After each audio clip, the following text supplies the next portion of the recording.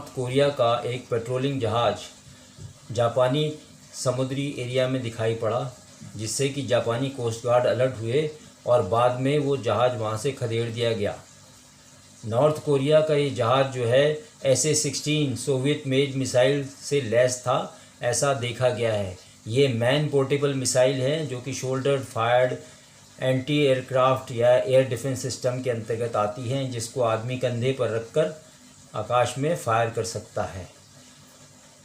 North Korea की गतिविधि या किम जोंग उन जो तानाशाह है नॉर्थ कोरिया का, ये हमेशा करता रहा है। उत्तरी कोरिया के साथ भी यही हरकत करता है और जापान के साथ भी यही हरकत करता है। नॉर्थ कोरिया उन देशों को डराने धमकाने की कोशिश करता है और शांति नहीं होने देता।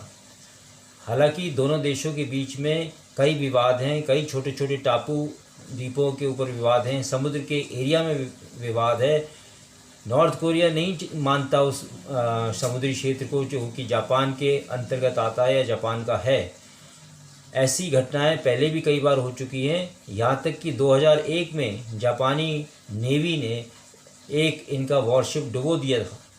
नॉर्थ कोरिया उस समय कुछ नहीं कर पाया, हाथ मसल के रह गया, क्योंकि US नेवी ने उस इलाके की ऐसी घेराबंदी की थी कि नॉर्थ कोरिया को कुछ भी करना मुनासिब नहीं हुआ था और बहुत मुश्किल से ये मामला सुलझा था और युद्ध नहीं हो पाया था। तो नॉर्थ कोरिया कुछ ऐसी ही हरकतें करता रहता है जिससे कि युद्ध की संभावना बढ़े या आपसी भेदभाव और मनमुटाव बढ़े और नफ़रत की भावना एक दूसरे के प्रति बढ़े। ये किम जोंग का स्टाइल है जो ये करता रहता है। वो अमेरिका को भी आंखें दिखाता है, तो नॉर्थ साउथ कोरिया और जापान की तो कोई बिसात उसके साथ है ही नहीं।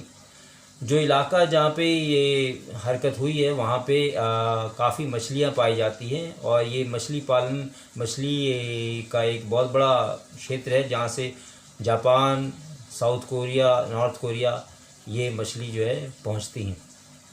तो नॉर्थ कोरिया जो है वो इंटरनेशनल वाटर्स में तो करता ही है मछुआरे उसके मछली पकड़ने का काम, लेकिन वो जापानी क्षेत्र में भी कभी कभी घुस जाते हैं, जिसको कि जापान की नेवी वहाँ से खदेड़ देती है।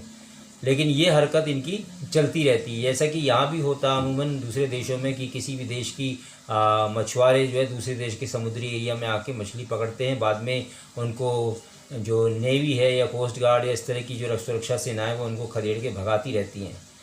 और जहाँ तक कि ये ईद उल भक्की का सवाल है, नॉर्थ कोरिया ऐसा हमेशा करता रहता है, इसमें कोई चिंता की बात नहीं है।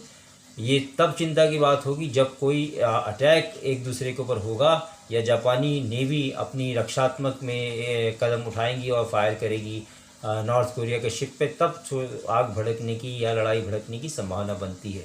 और जहाँ तक मैन पैड्स का सवाल है, ये man portable missile air defence system है जो कि सोवियत रूस ने बनाया था।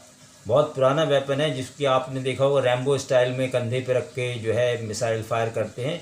इसकी ये एक तरह से कहना चाहिए इन्फेंट्री वेपन है, जिसको कि फॉरवर्ड एरियाज़ में इन्फेंट्री रखती है ताकि कोई एयरक्राफ्ट अगर अटैक करने उन पर आता है दिन में, जो लो फ्लाइंग है या अटैक हेलीकॉप्टर है उसको ये उड़ा सकता है। इसकी रेंज आकाश में 4.5 किलोमीटर तक है और बड़ी सटीक मार करता है।